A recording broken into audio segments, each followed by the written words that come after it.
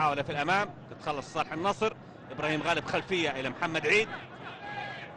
شعيع شراحيلي. سعود حمود.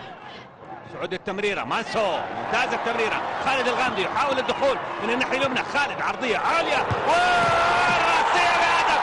هدف أول للنصر في الدقيقة الرابعة. محمد السهلاوي يأتي بالصعبة بعد أن أضاع السهلة من عرضية حسين عبد الغني. العرضية الثانية مرة من اليسار من حسين والثانية من اليمين من خالد الغامدي، والمرتين الأولى باليسرى من محمد السهلاوي والثانية برأسية محمد السهلاوي، لكن هذه المرة الرأسية تأتي على يسار محمد خوجلي. هدف أول للنصر. والدخول من خالد الغامدي، السرعة، أداء، جمال، والرأسية تأتي أيضا بذكاء من محمد السهلاوي. الفرصة الأصعب هي الأصعب، هذه أصعب تعتبر على محمد السهلاوي، لكن يأتي بهدف يعوض به الكرة السابقة والهجمة الأولى اللي كانت في المباراة لصالح النصر، وهدف أول نصراوي، هدف واستهلال من السهلاوي.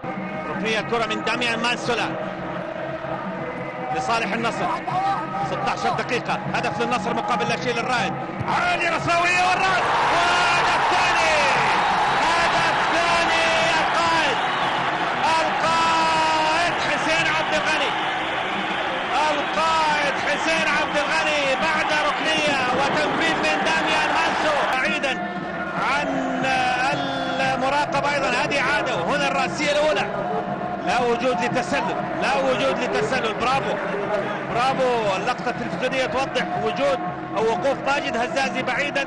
جاءت الرأسية من محمد عيد، وهذه رأسية محمد عيد الأولى. حسين عبد الغني يقبل في المرمى، في مرمى الخوجلي حسين عبد الغني. مانسو اعتقد يعني تواجده ايضا جيد، وان كان مانسو اغلب كراته يعني تيجي، انا ما اقول على الواقف، لكن نقول انه هي فيها المهارات المطلوبه من لاعب كبير مثل مانسو. هذا مانسو عموما بيستلم الكره، يعني اللاعب الكبير انت تاخذ منه تمريره صح هو بكفايه. يا سلام على فتح اللعب بشكل ممتاز. حسني عبد ربه فتح اللعب. حسين عبد الغني عرضيه، اوه حسني كان يحاول، تعود الى خالد الغامدي عرضيه وتصدق، والثالث للنصر بالغلط، لكن الهدف يأتي هدف ثالث في الدقيقة 43 بعد خطأ دفاعي، لكن الكرة كانت حلوة من أول. هذه الكرة الأولى، شوفوا العرضية على فين؟ على برا، وحسني ما لحقها، لكن عادت من خالد الغامدي اللي عكس الأرضية، وعصام الراقي لا يستطيع يبعدها، بالعكس هو حطها كأحد أفضل المهاجمين.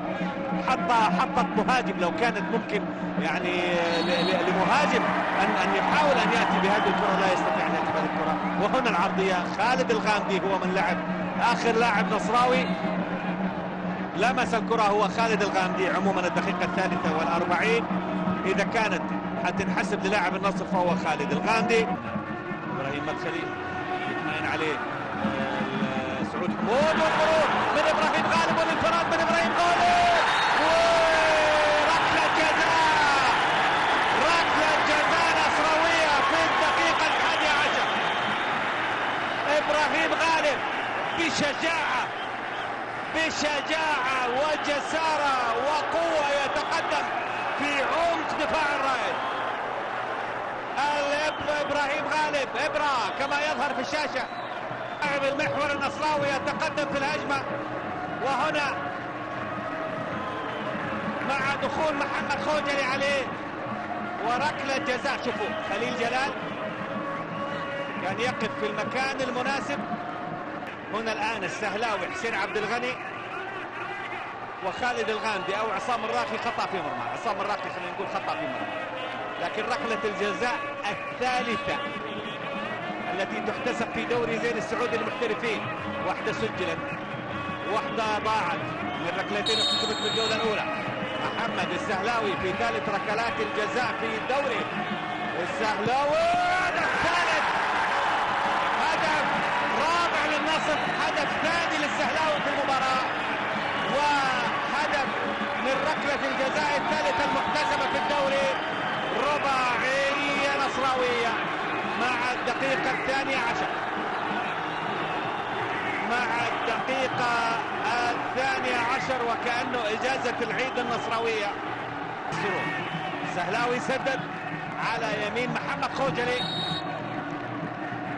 وهدف لصالح النصر، هدف رابع للنصر، هدف رابع للنصر. هناك تبديل ثاني، عبد العزيز الصبياني